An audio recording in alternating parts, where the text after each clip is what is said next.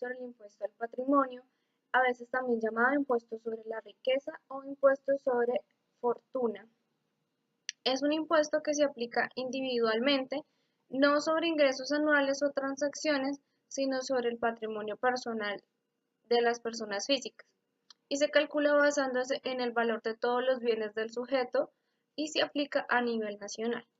Los activos, lo que tiene una persona, menos los pasivos, es decir, las obligaciones patrimoniales, con terceros, como por ejemplo obligaciones financieras, deudas, créditos, etc.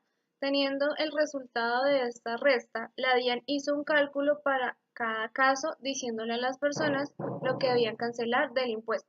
Si el cálculo final fuese superior a 41 unidades de valor tributario en pesos, son 1.359.000.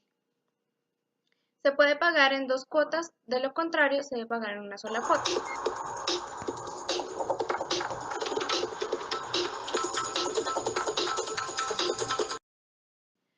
En el artículo 420 del Estatuto Tributario nos hablan del hecho generador del impuesto, como son las ventas de bienes corporales muebles que no hayan sido excluidos expresamente, la prestación de servicios en el territorio nacional, la importación de bienes corporales muebles que no hayan sido excluidos expresamente, la circulación, venta u operación de juegos de suerte y azar con excepción de loterías, ya que en estos casos, cuando se realiza la operación, ya viene incluido el impuesto.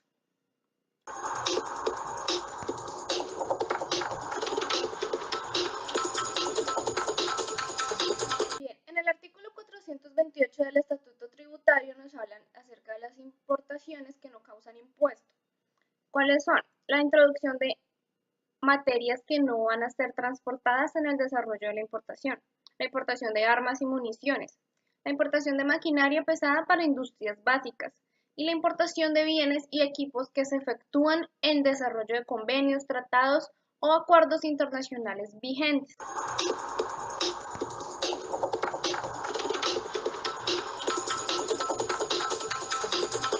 El artículo 468 nos habla sobre el impuesto a las ventas, que tiene una tarifa correspondiente del 19%, es decir, que todos los productos y servicios están con esta tarifa, excepto aquellos que estén expresamente señalados que tengan una diferente.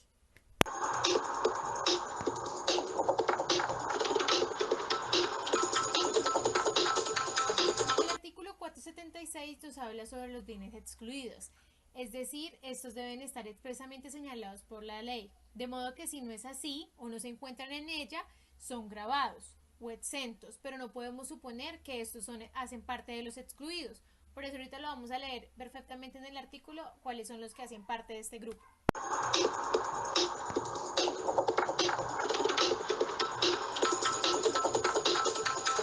Hola, mi nombre es Dani Yoreli Narváez.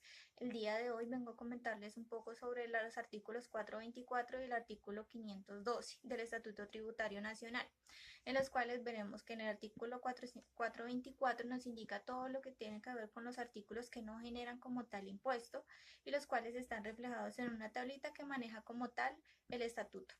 Bueno, de acuerdo con el Estatuto Tributario, pues este artículo 424, algunos de los artículos que no generan impuesto como tal son los de la canasta familiar, los cuales son la papa, la zanahoria, la yuca, todo aquello que tiene que ver con la canasta familiar. Fuera además también, digamos, hay unos medicamentos que se encuentran en esta tabla que son a base natural, tampoco generan impuesto.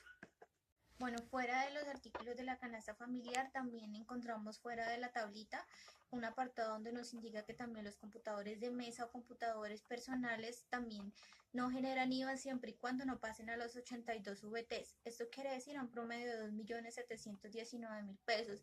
Si están por encima de este, sí generarán IVA como tal. Bueno, otro dato muy importante de este artículo 424 y ya pues para terminarlo, nos indica también que el petróleo en crudo tampoco genera impuesto como tal y la gasolina que es a base natural tampoco lo genera.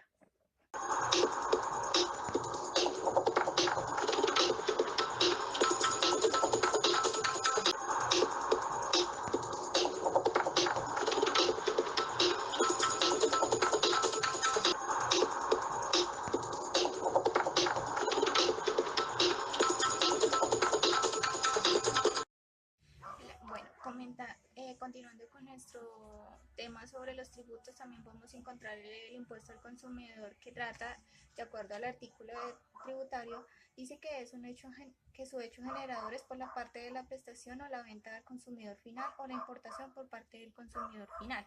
De acuerdo con esto y lo establecido en ese estatuto tributario, que esto nos dice también que este impuesto al consumo empezó a regir desde el 1 de enero del 2013. Bueno, una pregunta importante. ¿Qué bienes y servicios genera el impuesto al consumo? Los bienes y los servicios que generan como tal el impuesto al consumo son tres. El primero es uno que es el servicio de telefonía, televisión, datos, bueno, esa parte. El segundo son todos aquellos los servicios de ventas de comidas y bebidas que sean preparadas en restaurantes, en cafeterías o autoservicios. Y el tercero son las ventas de algunos bienes o muebles de producción doméstica como tal. Bueno, el estatuto tributario nos indica también quiénes son los responsables. En esa parte los responsables son el prestador de servicios de telefonía, el prestador de servicios de comidas y expendio de bebidas, el prestador como el importador como usuario final y el vendedor de bienes, aquellos servicios que estén sujetos como tal al impuesto del consumo. Un dato importante también es ¿cuándo es su periodo gravable? Bueno, su periodo gravable según el estatuto tributario, es bimestralmente. Quiere decir que entre enero y febrero será su periodo y hasta terminar febrero sería la fecha de pago que deben cancelar ellos el impuesto como tal. Y esto se hará sucesivamente, cada periodo gravable será de 2 meses. Bueno, ya para finalizar, vemos también que el estatuto tributario nos indica que este impuesto al consumo maneja 3 tarifas, las cuales son el 4%, el 8% y el 16%, las cuales veremos ahorita en unas imágenes cuáles son los artículos que están regidos bajo esta tarifa.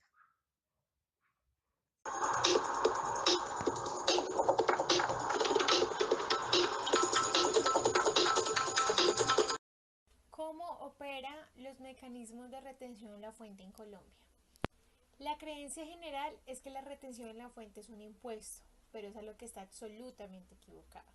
La retención en la fuente no es un impuesto, es un mecanismo de recaudo anticipado.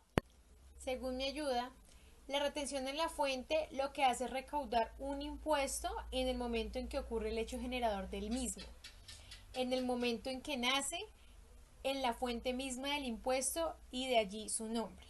Los impuestos operan por periodos mensuales, bimestrales o anuales. Esto depende del tipo de recaudo del dinero o el tipo de impuesto. Esto quiere decir que el Estado debe esperar que transcurra el tiempo del impuesto para poderlo recaudar.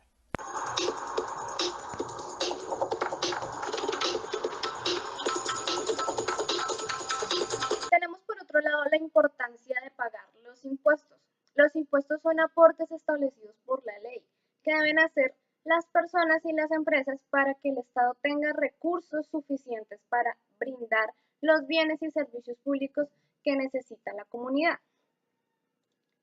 La destinación de estos impuestos. Los impuestos y recaudos administrados por la DIAN entran a formar parte del presupuesto general de la nación, que se utiliza para financiar los gastos y las inversiones que se debe hacer el Estado y así realizar las obras públicas y prestar servicios y bienestar para la población.